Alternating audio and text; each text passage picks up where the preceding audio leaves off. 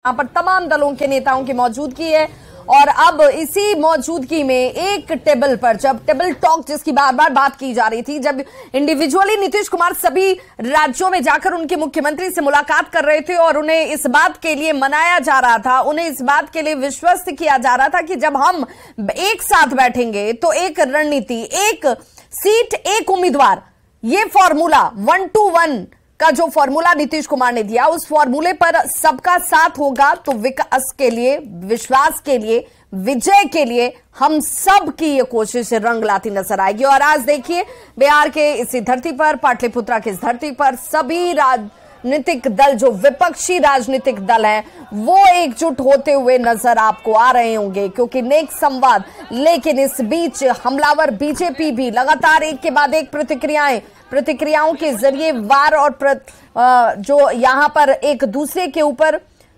बयानों के जरिए बौछार जो की जा रही है, वो साफ नजर आता है कि यहां कोई भी किसी से पीछे नहीं रहना चाहता है और अपनी अपनी जीत के लिए हर तर्क, हर यहां पर कदम जो है उठाने की कोशिश की जा रही है। संवाददाता शैलेंद्र हमारे साथ जुड़ गए। शैलेंद्र, आप तक हमारी आवाज पहुंच पा रही है?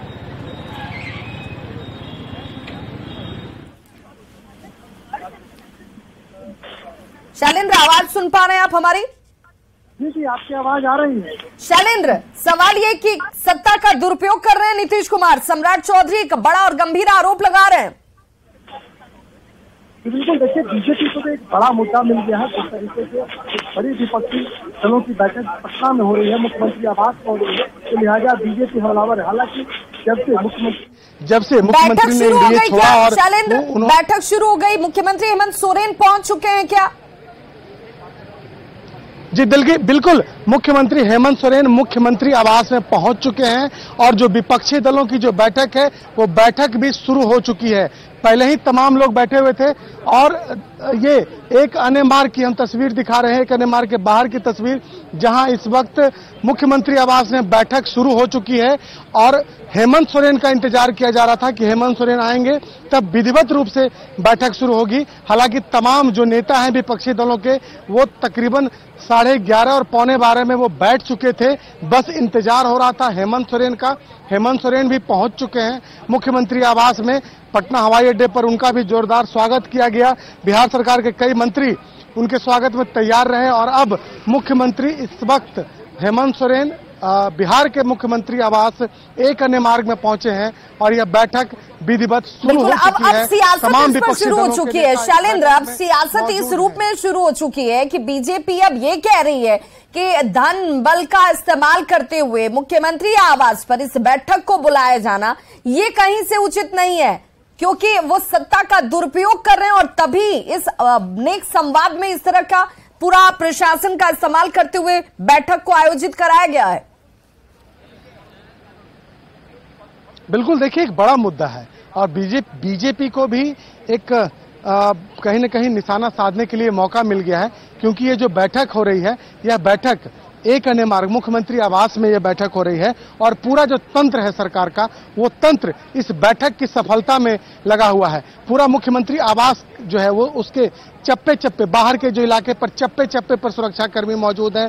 बैठक के अंदर कोई भी बात लीक न हो, कोई भी बात बाहर ना आए, इसकी खास इंतजाम किए गए हैं और खास तौर पर बैठक मुख्यमंत्री आवास में भी इसी को लेकर के बुलाई गई ताकि बातें उस कमरे से निकलकर बाहर न जा सके।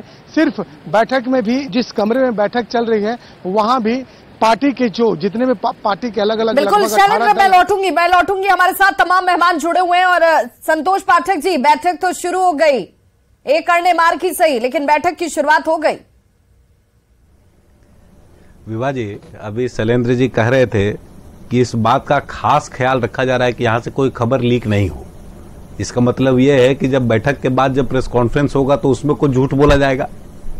यानी इस पूरे महागठबंधन की बैठक का अधिष्ठानी जब झूठ से शुरू होने वाला है तो देश की जनता इसको क्या विश्वास करेगी और क्या विश्वास न करे। एक बड़ी बात है विभा जी, मैं ये कह रहा था कि देश में सबसे तेज गति से अपनी नीतियों का लाभ जनता तक पहुंचाने वाले प्रधानमंत्री के तौर पर नरेंद्र मोदी जी याद किए जाने वाले हैं, इसमें कहीं किसी को कोई दो राय नहीं। और अभी जो 17 लोग बैठे हैं विभाजित में, इस बीच में इस विषय को देख रहा था। राजद इस बैठक का सबसे प्रमुख दल है, हमारे विरोध का दल है। जदयू हमसे अलग होकर 2014 में चुनाव लड़कर अपना हश्र देख चुका है। माले 0 पर आउट है, सीपीआई 0 पर आउट है, सीपीएम 0 पर आउट है। टीएमसी के सामने पूरे बंगाल में सबसे महत्वपूर्ण विरोधी दल के रूप में हमारे 18 सांसद भी हैं वहां पर।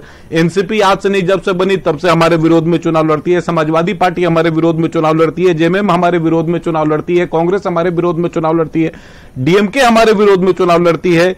उद्धव ठाकरे का एक बड़ा गुट भारतीय जनता पार्टी के साथ है आज के समय में महाराष्ट्र में। एनसीपी हमारे विरोध में चुनाव लड़ती है, आम आदमी पार्टी हमारे विरोध में चुनाव लड़ती है, पीडीपी लड़ती है। और देश की सबसे सेकुलर कथित तौर, एक मिनट नाम आप गिना गए सब सही। मेरा ये सवाल मैं अंतिम बात कह रहा हूं, मेरा ये सवाल है कि लेकिन अभी तक तो आप इसी बात पर सवाल उठा रहे थे ना कि ये बैठेंगे ही नहीं, ये एक होंगे ही नहीं, ये एक जगह पर जुटेंगे ही नहीं। आ रहा हूं। और जो देश का राहुल गांधी जी के कथनानुसार जो देश की सबसे सेकुलर पार्टी है मुस्लिम लीग पार्टी, वो भी हमारे विरोध में चुनाव लड़ती है। तो ये सारे विरोधी दल है, विपक्षी की ही बैठक हो रही, तो हो इस बैठक से हमें क्या फर्क पड़ता है? हमें कोई फर्क नहीं पड़ता। दूसरी बात कि अभी तक हम लोग ये कहते थे कि ये लोग बैठेंगे कि नहीं बैठेंगे।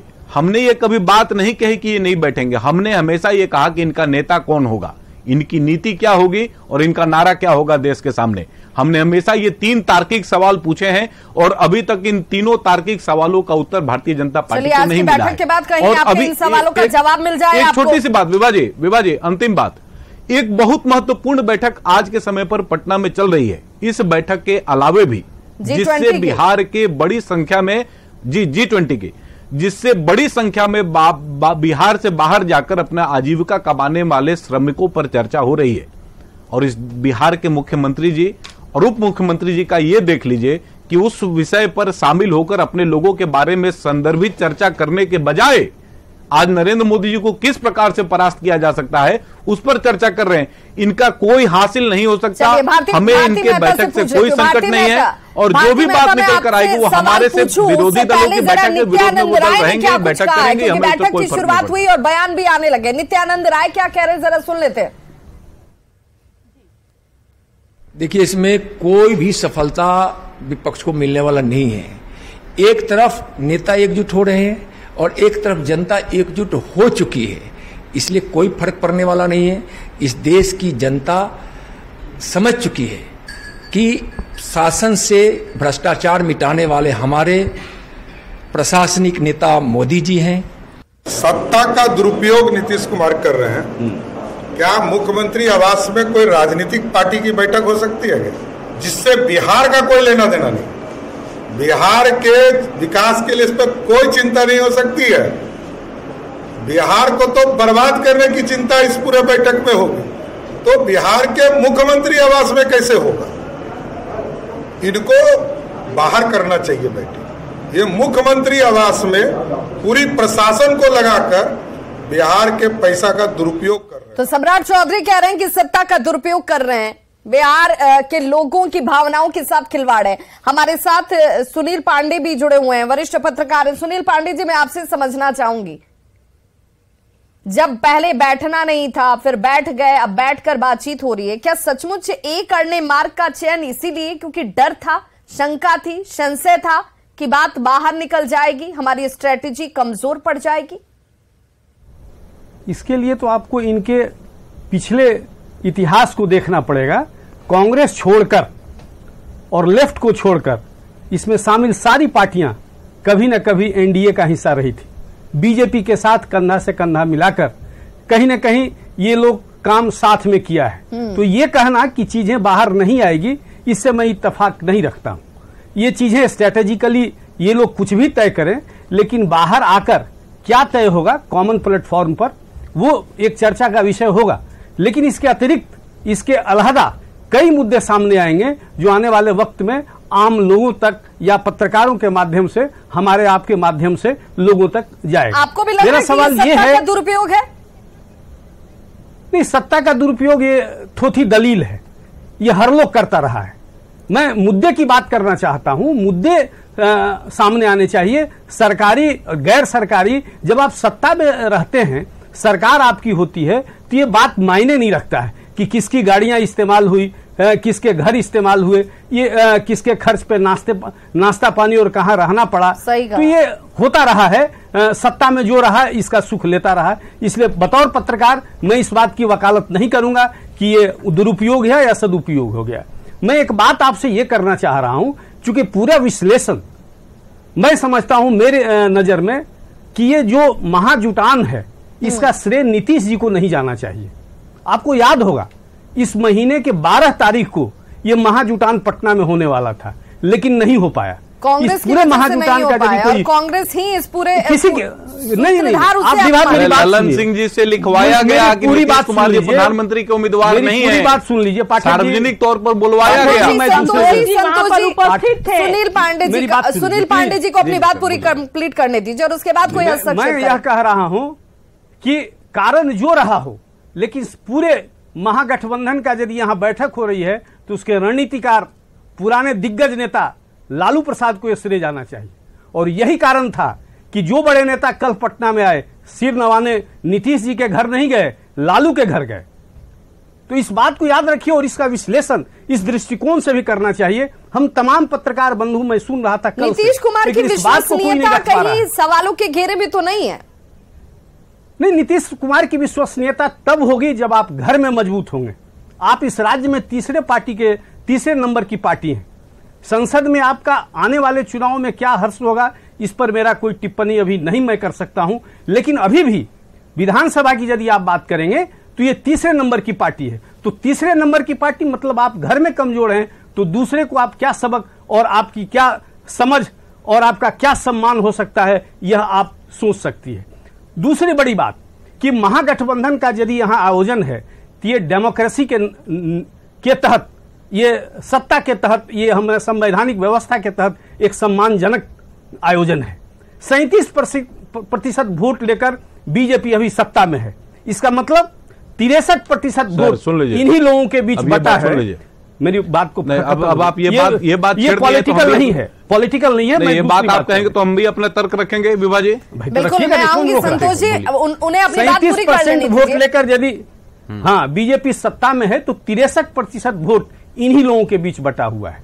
लेकिन मेरा सवाल यह है कि दलित का राग अलापने वाला कोई भी पार्टी, यहां जितनी पार्टियां जुटी हुई हैं, 15 पार्टी जिसमें सिटिंग 6 मुख्यमंत्री हैं और 6 पूर्व मुख्यमंत्री शामिल हैं, दलित का सबसे बड़ा चेहरा मायावती इस गठबंधन में कहां गायब है?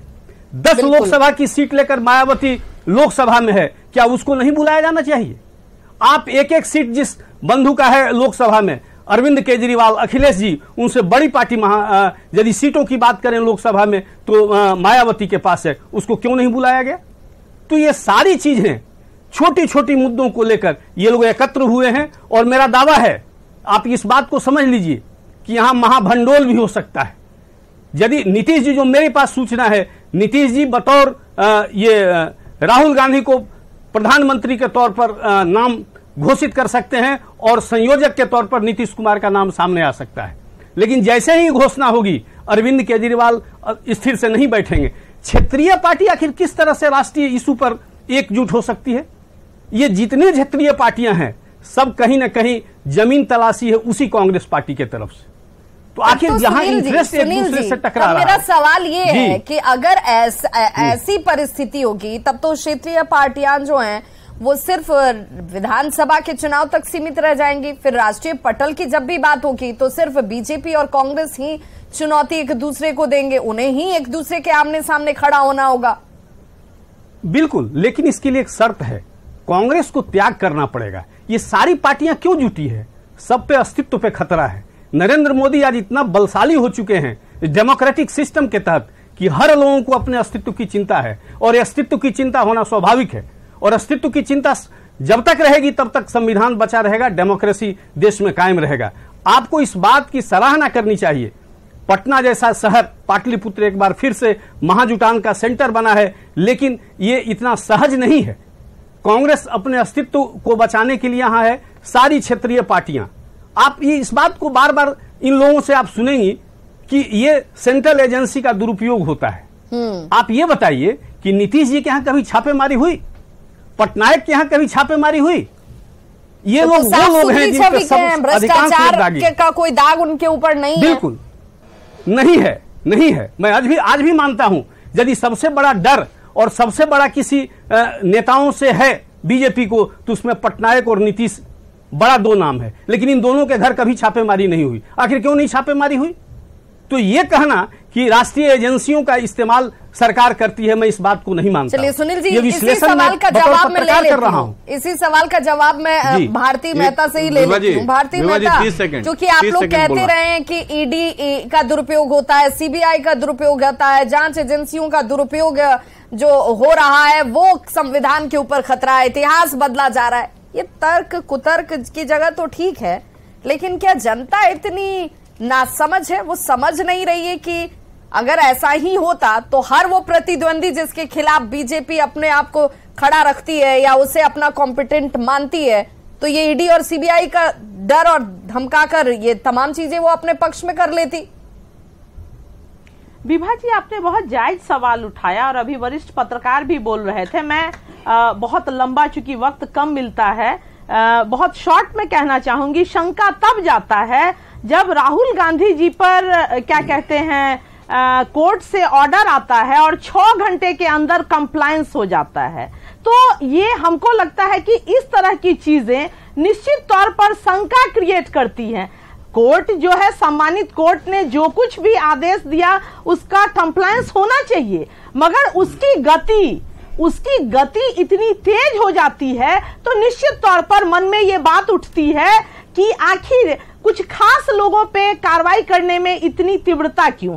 अब एक चीज मैं कहूंगी कि अभी आपने भी कहा, अभी सम्राट चौधरी जी को सुन रहे थे, संतोष जी को सुन रहे थे, तो मुझे लग रहा है कि सम्राट चौधरी जी के तरह भाई संतोष जी भी भूलना सीख गए हैं। जस्ट 13-14 महीना पहले बीजेपी के दर्जनों बैठक एक अन्य मार्ग में हुआ करते थे, तब तो ये सवाल नहीं उठाया जाता था महोदय। और इतना ही नहीं, बड़े बड़े निर्णय बीजेपी के गठबंधन का नेता कौन होगा, ऐसे मुद्दों तक पे फाइनल हुआ है एक अन्य मार्ग में।